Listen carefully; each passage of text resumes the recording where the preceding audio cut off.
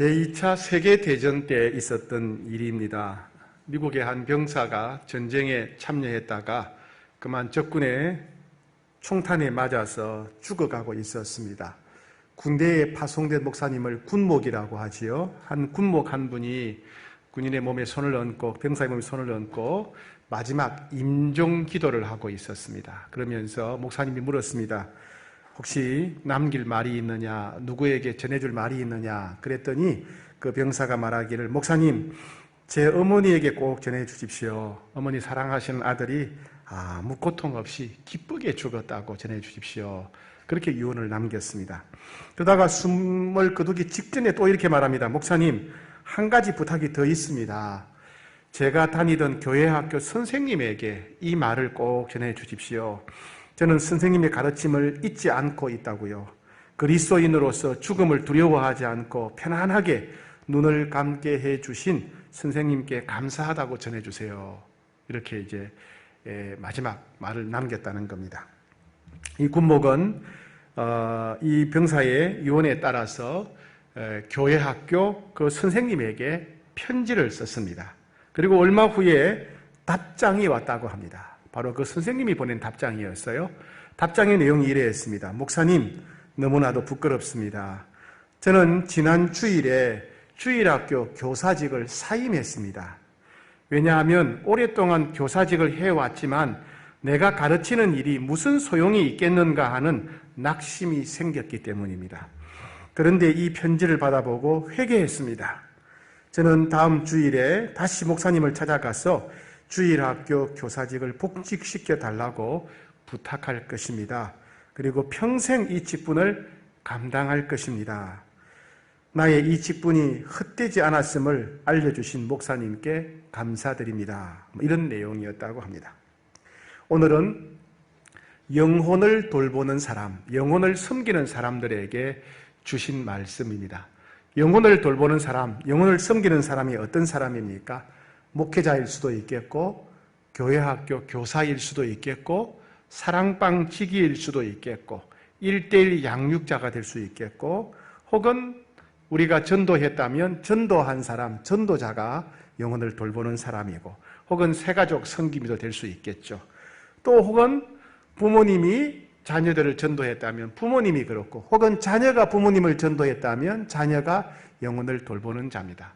혹은 남편이 아내를 전도했다면 남편이 영혼을 섬기는 자, 아내가 남편을 전도했다면 아내가 영혼을 섬기는 자가 될 수 있겠습니다. 모든 그리스도인들은 누군가로부터 섬김을 받으면서, 돌봄을 받으면서, 본을 받으면서 신앙이 성장하게 됩니다. 그리고 모든 그리스도인들은 누군가를 또 돌보며 섬기게 되어 있습니다.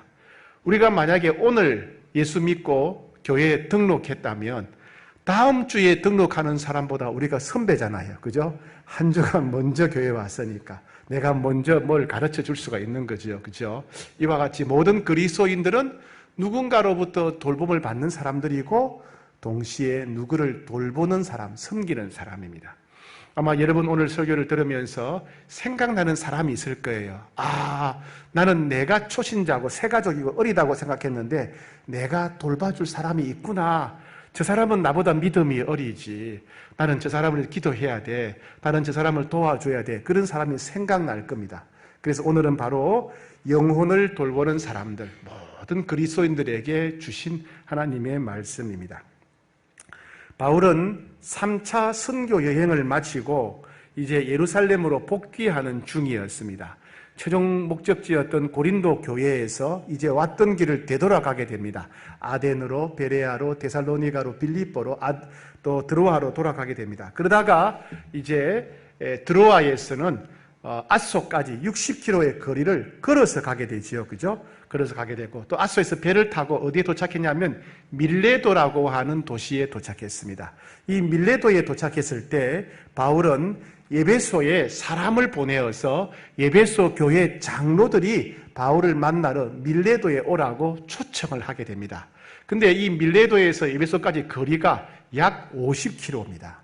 50km면 하루는 가기 힘들고 이틀이나 사흘 정도 걸리는 그런 거리입니다. 근데 그 거리를 마다하고 에베소 교회 장로들이 바울을 만나러 밀레도까지 오게 됩니다. 여러분 사흘 나흘 걸어서 사람 만나러 갈 수 있겠습니까? 쉽지 않지요, 그죠? 그만큼 이 에베소 교회 장로들과 바울은 서로를 신뢰하고 서로를 존중하고 서로를 사랑하는 그런 관계였다 하는 것을 알 수가 있습니다. 바울은 그 에베소 교회에서 3년 정도 사역을 한 적이 있어요. 바울은 이 에베소 교회 장로들을 불러다가 자신이 3년 동안 섬겼던 이야기를 하면서 설교를 하면서 고별 설교를 하면서 이제 내가 어떻게 섬겼는가를 보면서 나머지 이제 에베소 교회 장로들이 앞으로 어떻게 영혼을 돌보는 삶을 살아야 될지 고별 설교를 하는 겁니다. 그래서 이것은 영혼을 돌보는 사람들에게 주신 10가지 교훈입니다. 첫 번째, 바울은 영혼을 돌보는 사람은 모든 겸손, 오직 겸손하게 해야 된다 이렇게 말합니다. 자, 오늘 본문 19절 말씀을 같이 한번 읽겠습니다. 시작. 곧 모든 겸손과 눈물이며 유대인의 관계로 말미암아 당한 시험을 참고 주를 섬긴 것과. 바울은 에베소 교회에서 3년 동안 섬길 때 철저히 겸손했다고 합니다. 바울은 로마 시민권을 가진 사람이었어요. 그 당시 로마 시민권은 굉장한 특권이었어요. 아주 특권이었어요. 그 당시 자유인도 많았고 노예도 많았는데 가장 상류층에 있는 사람은 로마 시민권을 가진 사람인데 바울은 로마 시민권을 가졌고 그 당시 유대인으로서는 최고의 학벌을 가진 사람이었고 또 바울의 집안이 상당히 부자였습니다. 재산이 많은 집안이었어요. 그런데 바울은 그런 학벌이라든가 또 로마 시민권이라든가 출신 나라들이라든가 출신 고향, 재산 이런 걸 따지지 않고 이런 것으로 사람을 차별하지 않았습니다.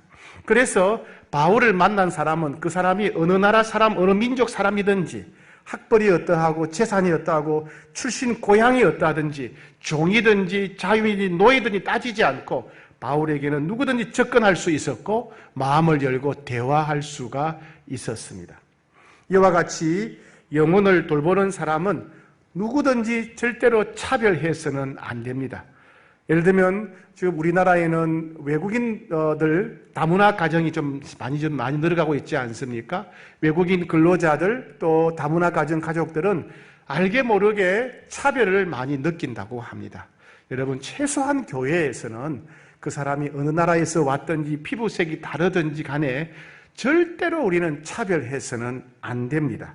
그리고 그 사람이 직업이 무엇이든지 그 사람이 학벌이 어떠하든지 재산이 얼마가 되든지 외모가 어떠하든지 출신 고향이 어디든지 우리는 절대로 차별하거나 무시해서는 안 됩니다. 오직 겸손하게 사람을 섬겨야 됩니다.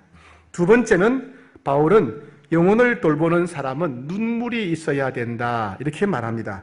19절에 모든 겸손과 눈물이며 그랬죠.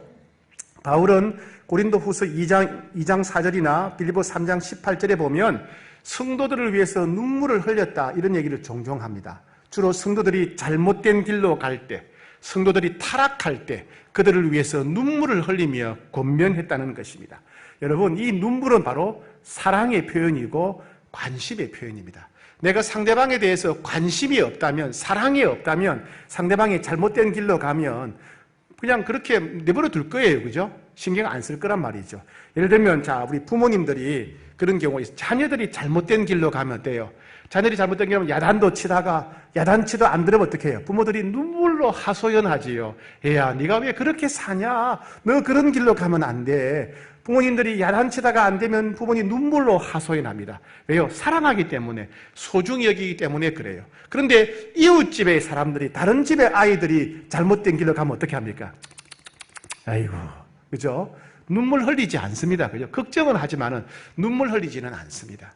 예. 이와 같이 눈물은 사랑의 표현이에요. 눈물은 관심의 표현입니다. 이와 같이 영혼을 돌보는 사람은 눈물이 있어야 돼요. 하나님께서 내게 맡겨주신 사람을 소중히 여겨야 됩니다. 사랑해야 됩니다.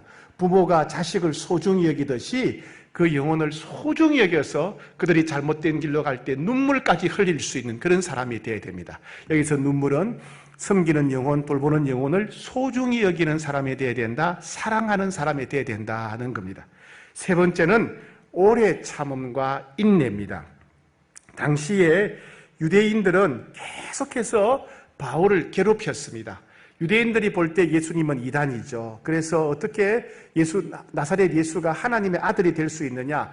어떻게 나사렛 예수의 죽음이 우리의 죄를 용서할 수 있느냐? 어떻게 사람이 부활할 수 있느냐? 믿지 않았고 복음을 전하는 바울을 가는 곳마다 핍박하고 박해했습니다. 그래서 유대인들은 공개적으로 바울을 비난하고 비판하고 법정에다가 고발하고 고소하기도 하고요. 때로는 폭력배를 동원해서 바울을 죽이려기도 하고 갖가지 방법으로 바울을 죽이려고 암살하기도 하려고 했습니다. 그런데 바울은 그런 가운데서도 낙심하거나 두려워하거나 억울해하거나 하지 않고 계속해서 하나님께서 맡긴 사명에 계속해서 충성합니다. 참고 또 참고 억울해도 참고 참으면서 영혼을 돌보는 일에 힘썼습니다. 여러분, 영혼을 돌보는 일에는 갖가지 어려움이 발생할 수가 있습니다. 몸이 아플 수가 있어요. 그죠? 우리 가정이나 우리 직장에 어려움이 생길 수도 있습니다. 사람들이 나를 모함하거나 비판할 수도 있습니다. 때로는 추위 때문에, 때로는 더위 때문에 어려움을 겪을 수가 있어요. 하지만 어떤 일이 닥치더라도 이 영혼을 돌보는 이 일을 소중히 여기며 참고 이 일을 계속해야 됩니다. 어렵더라도 인내하면서 이 일을 계속해야 됩니다. 아이고 힘드니까 그만할래, 힘드니까 그만하는 뜻이란 것보다 아니에요. 힘들어도 참고 하는 것이 하나님의 뜻입니다. 네 번째, 상대방에게 유익한 것을 추구해야 된다는 겁니다. 자, 20절 같이 읽겠습니다. 시작. 유익한 것은 무엇이든지 공중 앞에서나 각 집에서나 거리낌이 없이 여러분에게 전하여 가르치고 그랬습니다. 바울은 상대방의 영적 성장, 영혼의 구원과 영적 성장을 위해서라면 공개적인 설교나 개인적인 만남, 가정 방문 모든 방법을 동원해서 가르쳤다. 하나님이 주신 말씀을 아낌없이 가르쳤다는 것입니다. 상대방의 비유를 거스릴까 봐, 야, 이런 말하면 이 사람이 싫어하면 어떡하나, 이런 말하면 상대방이 거부감 느끼면 어떡하나, 아이고 이런 말씀 전해가지고 상처받으면 어떡하나. 그게 두려워하는 사람들은 그 마음속에 뭐가 있습니까? 이 사람이 나를 어떻게 생각할까, 이게 있는 거예요. 나를 거절하면 어떡하나, 나를 싫어하면 어떡하나, 나를 신뢰하지 않으면 어떡하나, 마음을 닫으면 어떡하나, 이런 마음이 있는 거예요. 우리는 내가 이 사람에게 어떤 평가를 받는가 그것보다도 이 사람이 영혼이 구원받도록, 이 사람이 영적으로 성장하도록 내 제자가 아니라 예수님의 제자가 되도록 최선을 다해서 가르쳐야 됩니다. 제가 청년제 사역을 하는데 한 청년이 제게 그런 말을 했어요. 전화를 했습니다. 제게 전화를 했어요. 전도사님, 저는 전도사님 제자 누구입니다. 그랬어요. 그래서 제가 반 농담 반 진담으로 내 제자는 없는데, 예수님 제자밖에 없는데 그랬습니다. 예, 우리는 내 제자가 아니라 예수님의 제자를 길러야 됩니다. 때로 내가 상대방한테 불신당하고 상대방이 나를 미워하고 상대방이 나를 거절하고 마음을 닫는다 할지라도 우리는 최선을 다해서 상대방을 예수님의 제자로 만들어야 됩니다. 오직 예수님을 믿는 사람, 나를 믿는 사람이 아니고 예수님을 믿는 사람, 나를 신뢰하는 사람이 아니고 예수님을 믿고 따르는 사람을 세워야 됩니다. 이것이 상대방에게 유익한 것을 최선을 다해 추구하는 것입니다. 다섯 번째는 복음을 전했다고 합니다. 21절 같이 읽겠습니다. 시작. 유대인과 헬라인들에게 하나님께 대한 회개와 우리 주 예수 그리스도께 대한 믿음을 증언한 것이라. 예, 유대인이나 헬라인이나 모든 사람들에게 회개를 촉구했고, 그리고 예수님을 믿어야 된다, 이렇게 말했다는 겁니다. 회개와 믿음, 그리스도의 우리 기독교의 핵심적인 복음의 두 핵심은 두 진리는 뭡니까? 회개와 바로 믿음입니다. 회개는 뭐예요? 자기가 죄인임을 인정하고 자기의 죄를 철저히 뉘우치고 돌이키는 것, 회개하는 것, 그죠? 그리고 믿음은 뭡니까? 예수님에 대한 믿음이죠. 예수님께서 나를 위해서 내 대신 십자가에 죽으셨다. 예수님께서 내 대신 형벌을 다 받으셨기 때문에 내가 예수 믿으면 모든 죄를 용서받는다는 믿음. 이 회개와 그 믿음이 바로 복음의 핵심적인 진리입니다. 바울은 이 핵심적인 진리, 모든 사람은 회개해야 된다, 모든 사람은 예수님을 구세주로 믿어야 된다, 이 내용을 성경을 많이 하는 유대인들이나 그리고 철학 사상을 많이 하는 헬라인이든지 누구든지 모든 사람에게 이 복음을 전했다는 것입니다. 바울은 누구를 만나든지 간에 제일 먼저 한 일은 회개를 촉구하고 예수님을 믿도록 복음을 전했다는 것입니다. 우리도 여러분, 한 사람의 인생에 있어서 가장 중요하고 급한 일은 회개하고 예수 믿는 일인 줄 알고 복음 전하기에 힘써야 됩니다. 한 사람의 인생에 있어 급하고 중요한 일은 먹는 것과 입는 것의 문제가 아니라 구원의 문제입니다. 그죠? 구원의 문제예요. 그래서 모든 사람을 언제 어디서 만나든 간에 제일 먼저 우리가 할 일은 회개와 믿음을 증거해야 됩니다. 즉 복음을 전할 준비를 해야 된다는 이야기죠. 여러분, 그럴 준비가 되어 있습니까? 3초 동안에 복음 전할 수 있겠어요? 3초 동안. 예, 주 예수를 믿어라. 그러면 너와 내 집이 구원을 받으리라. 혹은 예수 믿어야 행복합니다. 예수님이 희망입니다. 하나님은 당신을 사랑하십니다. 3초 동안 복음을 전하는 거지요. 우리는 3분 동안도 복음을 전해야 돼요. 다리 전도와 같은 방법은 3분 동안 복음을 전하는 것이지요. 혹은 30분 동안 우리는 복음을 전할 수 있어야 돼요. 어쨌든 간에 언제 어디서 누구를 만나든지 간에 제일 먼저 할 일은 복음을 전하는 것입니다. 여러분, 요즘에 이제 심정지 때문에 많은 사람들이 큰 고통을 겪고 있지 않습니까? 심장이 멈춰버리는 거예요. 여러 가지 이유로. 심장이 멈춰버리면 빨리 응급 조치를 해야 됩니다. 4분 안에 심폐소생술을 하게 되거나 아니면 자동 심장 충격기를 사용하게 되면 80%가 살아날 수 있다는 겁니다. 4분이 지나버리면 뇌에 혈관이 피가 공급되어 있고 산소가 공급이 안 되니까 죽는다는 겁니다. 그래서 4분을 가리켜서 황금 골든타임이라 해요. 골든타임. 이 4분 안에 심폐소생술을 하거나 자동심장 충격기를 사용해야 됩니다. 그래서 우리는 이 심폐소생술을 다 배워둬야 됩니다. 그리고 여러분, 관공서나 회사나 지하철역이나 버스터미널, 영화관, 그리고 할인마트에 가게 되면 자동 심장 충격기가 달려있는 거 볼 수 있을 거예요. 우리 교도에 있지요. 그죠? 예. 이 자동 심장 충격기가 있어야 4분 내에 사람을 살릴 수가 있는 것입니다. 그게 바로 복음이지요. 복음. 그죠? 복음이죠. 우리는 누구를 만나든지 간에 언제 어디서 누구를 만나든 제일 먼저 이 사람에게 복음을 전해야 돼요. 이 사람이 구원의 확신이 있는가, 죄사함을 받았는가, 영생을 받는가, 우리가 늘 확인을 해야 됩니다. 우리가 돌보는 사람이, 우리가 섬기는 사람이 아무리 순종적이고 아무리 주의를 잘 지키고 아무리 11조하고 아무리 봉사해도 진정한 회개와 믿음의 고백이 없다면 아무것도 아니기 때문에 우리는 만나는 사람들에게 제일 먼저 회개와 믿음을 전해야 됩니다.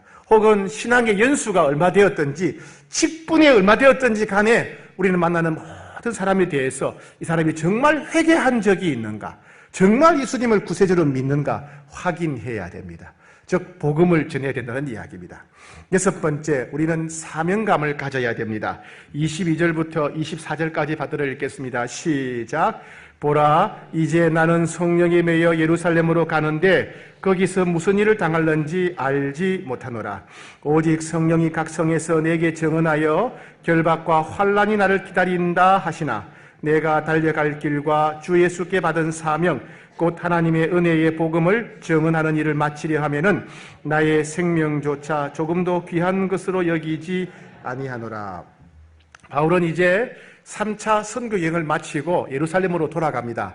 바울이 예루살렘으로 돌아가는 이유는 뭐냐 하면 그때가 이제 오순절이 다가올 때입니다. 오순절이 되면 전 세계에 흩어져 있던 유대인들이 예루살렘에 와서 오순절 절기를 지키게 됩니다. 많이 올 때는 100만 명 이상이 모인다고 합니다.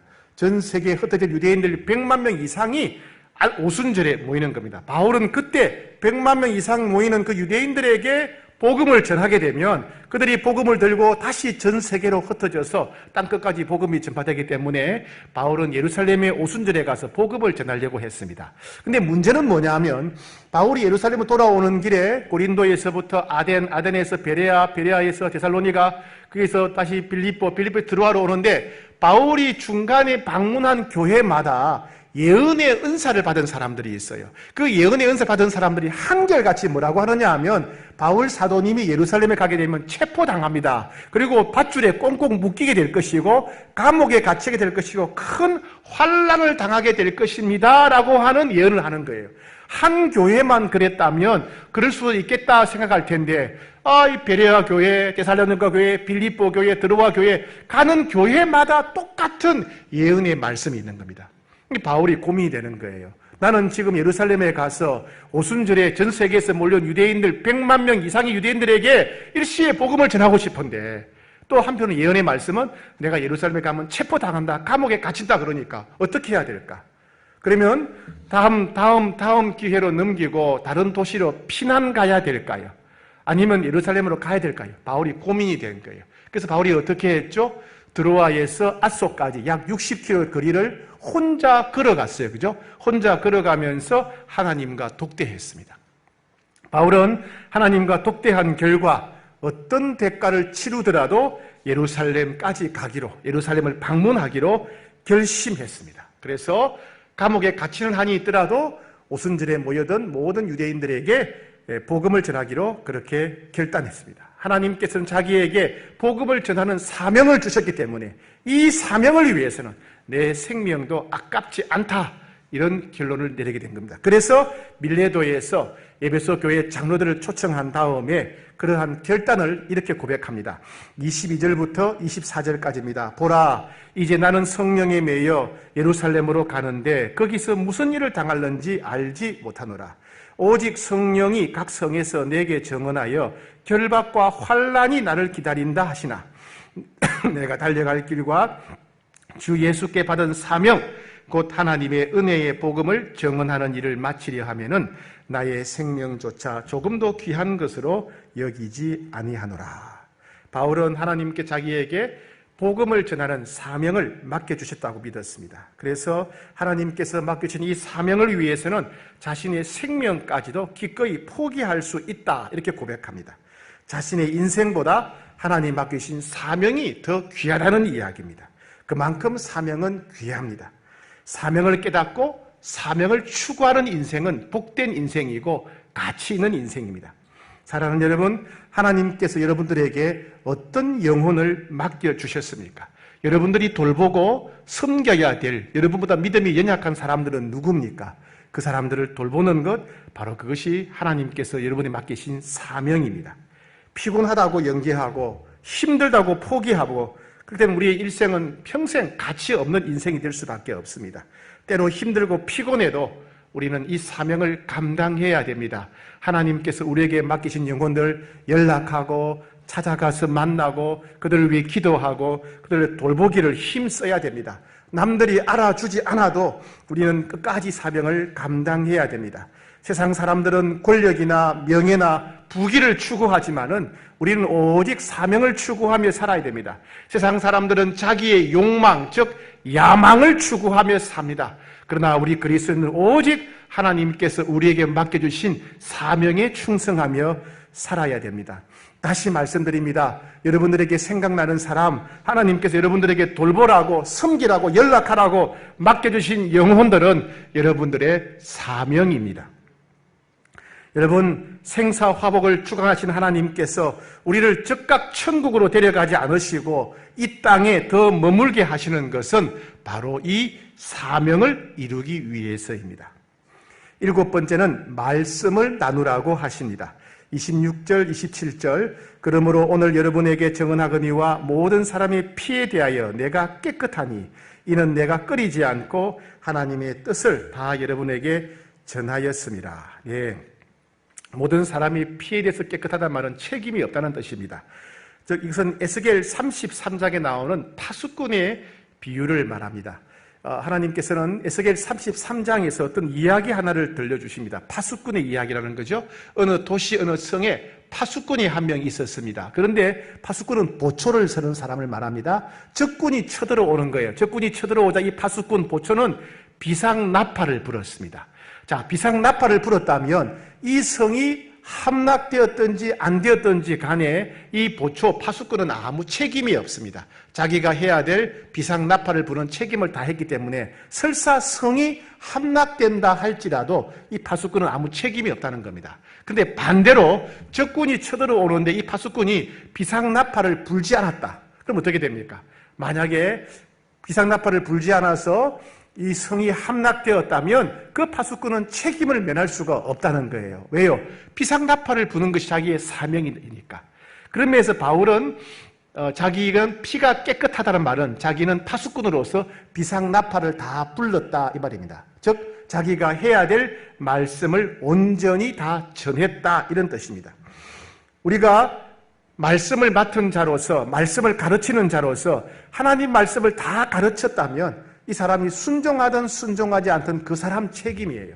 그런데 내가 말씀을 다 전하지 않아서 이 사람이 불순종해서 하나님의 심판을 받게 되었다. 그건 우리 책임이라는 거예요. 왜요?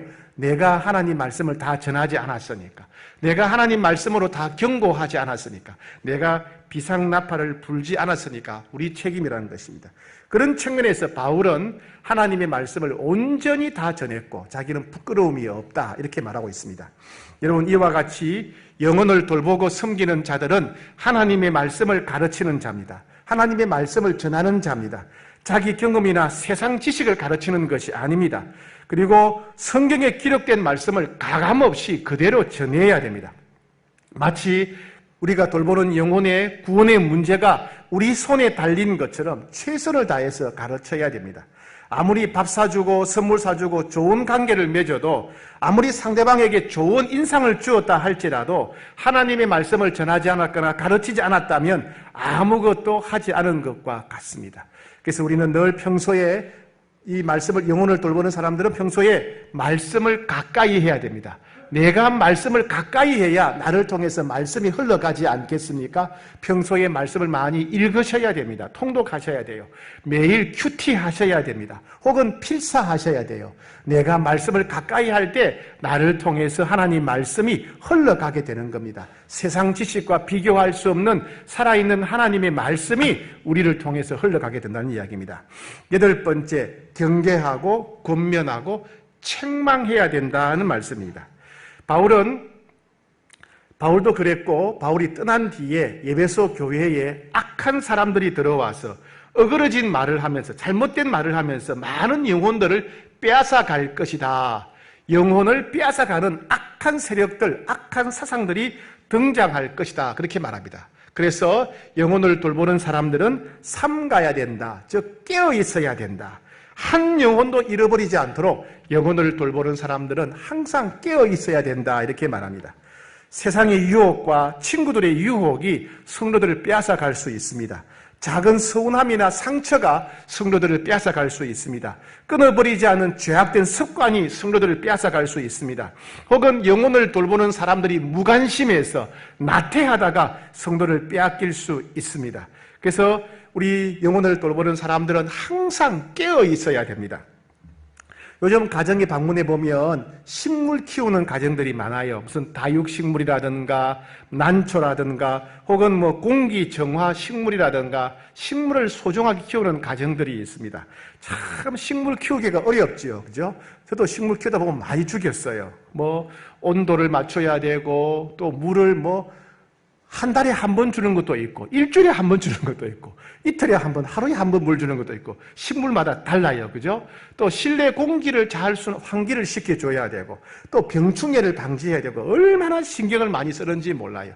여러분 식물 하나 키우기도 그렇게 힘든데 영혼 하나 돌보기가 얼마나 힘들겠습니까? 그죠? 우리는 식물 키우는 것보다 개나 고양이 키우는 것보다 더 정성을 들여야 됩니다. 더 깨어 있어야 됩니다. 그래서 영혼을 돌보는 사람은 항상 기도해야 됩니다. 기도할 때 깨어 있게 되죠. 그죠?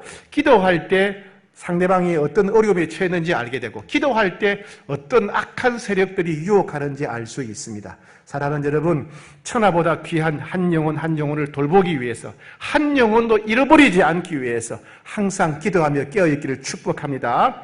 9번째, 성령 충만해야 됩니다. 영혼을 돌보는 사람은 오직 성령 충만해야 됩니다. 32절 같이 읽겠습니다. 시작. 지금 내가 여러분을 주와 및 그 은혜의 말씀에 부탁하노니 그 말씀이 여러분을 능히 든든히 세우사 거룩하게 하심을 입은 모든 자 가운데 기업이 있게 하시리라. 바울은 에베소 교회를 섬기는 영적 지도자들을 주님과 은혜의 말씀께 부탁한다. 은혜의 말씀이 지도자들을 든든하게 세울 것이다. 은혜의 말씀이 장차 충성된 자들이 받게 될 영적 유산을 받게 될 것이다. 이렇게 말합니다. 여기서 은혜의 말씀은 성경일 수도 있지만은 하나님의 영이신 성령님을 가리킨다고 해석하는 것이 더 좋을 것 같습니다.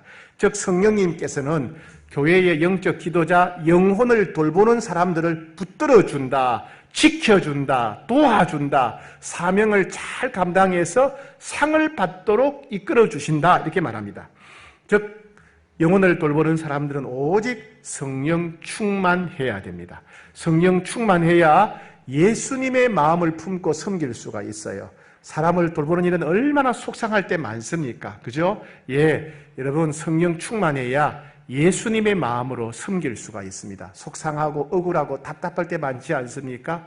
오직 성령 충만해야 예수님의 마음으로 섬길 수 있습니다. 여러 가지 어려움이 닥쳐올 때 성령 충만하게 되면 지혜를 갖게 되고 권세와 능력을 갖게 됩니다. 가르칠 때 성령 충만하게 되면 신비한 은사, 능력으로 섬길 수가 있습니다.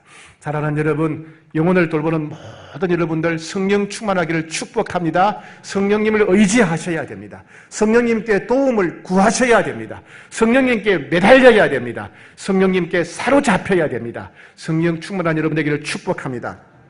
10번째는 절대 헌신을 해야 됩니다. 절대 헌신.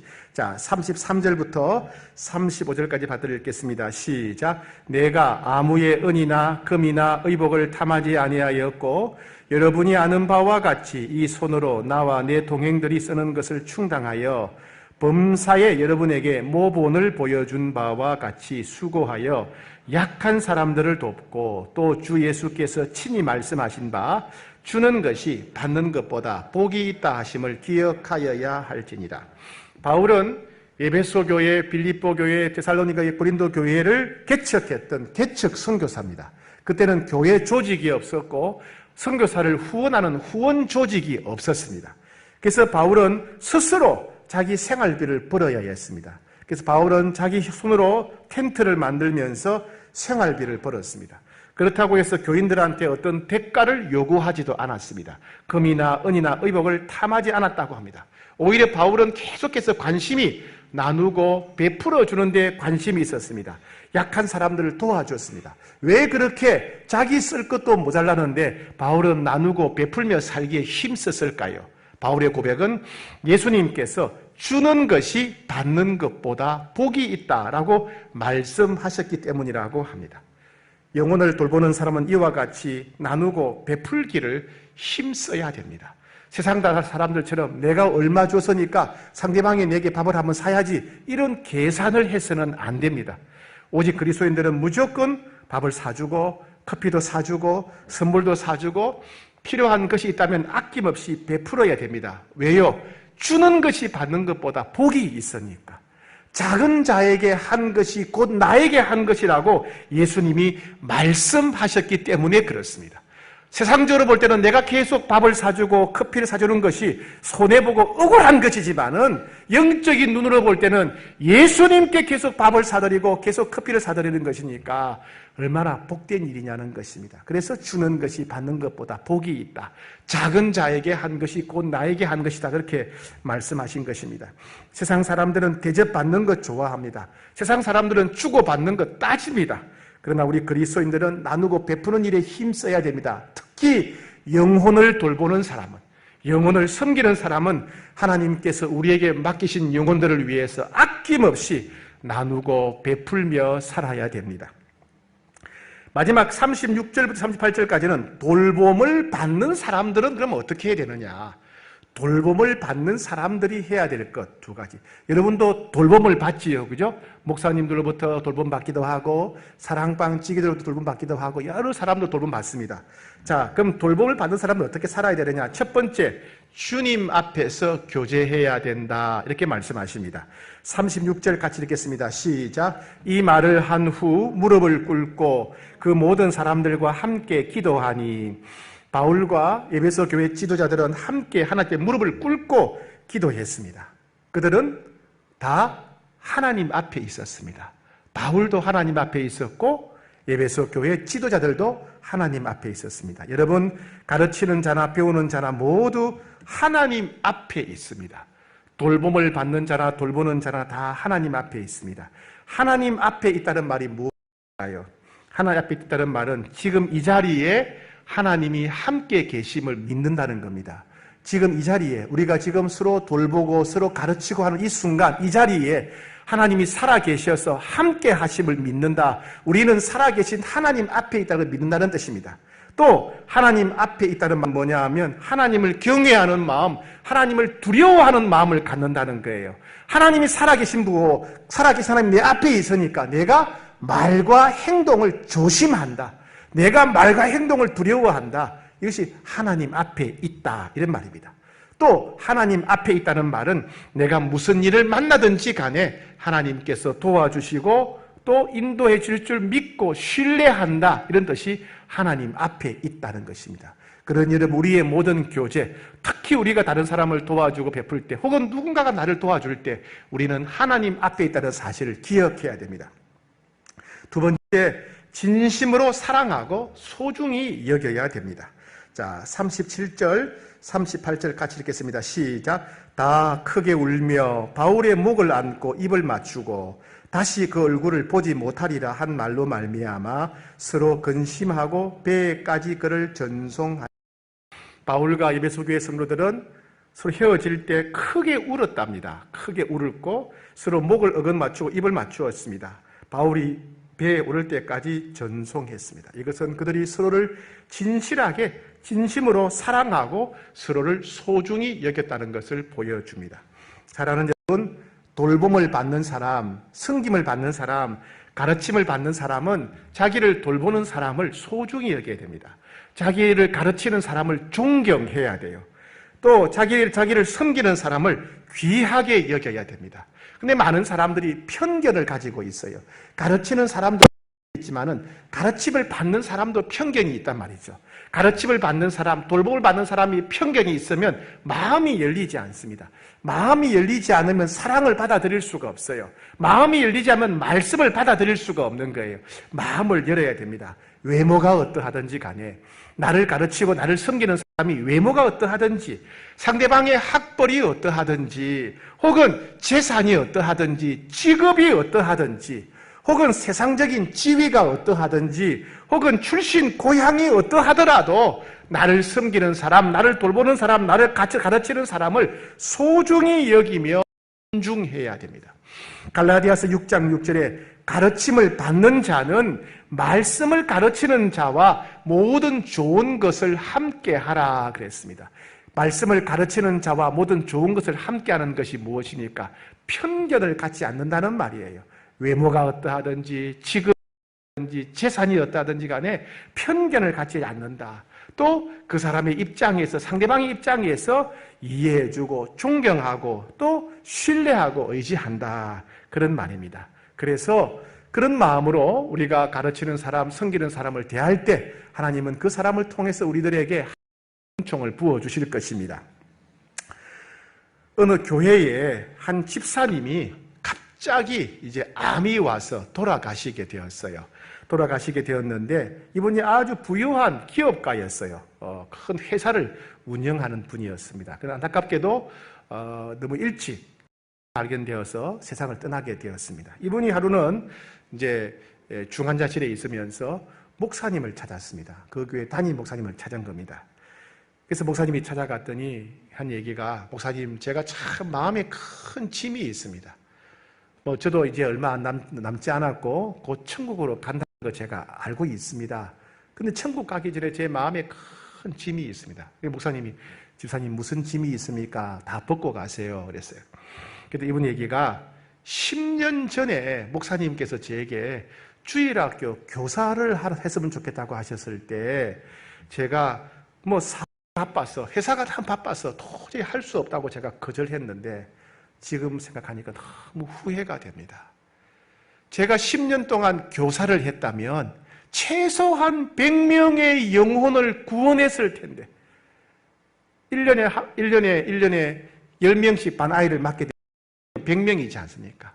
제가 10년 동안 교사를 했다면 최소한 100명의 영혼을 구원했을 텐데 제가 사업한다고 그걸 다 뿌리치고 살았던 것. 목사님, 제가 그거 너무 부끄럽습니다. 후회합니다. 예, 그렇게 말했다는 겁니다.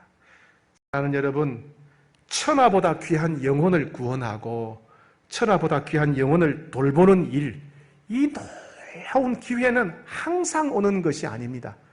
우리에게 그런 기회가 주어질 때 우리는 그 기회를 붙잡아야 돼요. 아, 이건 하나님이 내게 주신 기회다. 천하보다 귀한 영혼을 구원하라고, 천하보다 귀한 영혼을 돌보라고 내게 주신 기회다. 이건 내게 맡겨주신 사명이다. 우리는 그 기회를 붙잡아야 돼요. 그 기회를 나의 사명으로 여겨야 됩니다. 일할 수 있을 때 일해야 됩니다. 일할 수 있을 때 일하는 자가 복된 자입니다. 그렇게 남은 생에 영혼을 돌보고 섬기며 살아가는 복된 여러분 되시기를 축복합니다. 우리 같이 한번 기도하겠습니다. 오늘 말씀을 기억하며 기도하겠습니다. 하나님, 저도 사도 바울처럼 그렇게 영혼을 돌보며 영혼을 구원하며 섬기며 살 수 있기를 원합니다. 겸손하게 하시고 진심으로 사랑하게 하시고 오게 하시고 상대방의 유익을 구하게 하시고 복음을 전하게 하시고 사명감을 갖게 하시고 말씀을 나누게 하시고 때로 잘못되면 경계하고 권면하고 책망하게 하시고 성령님만 의지하게 하시고 절대적으로 헌신하게 하옵소서. 우리 함께 우리도 영혼을 돌보는 자가 되어서 하나님을 기쁘시게 우리가 섬기는 영혼을 행복하게 해주는 자가 되게 달라고 간절히 한번 기도하겠습니다.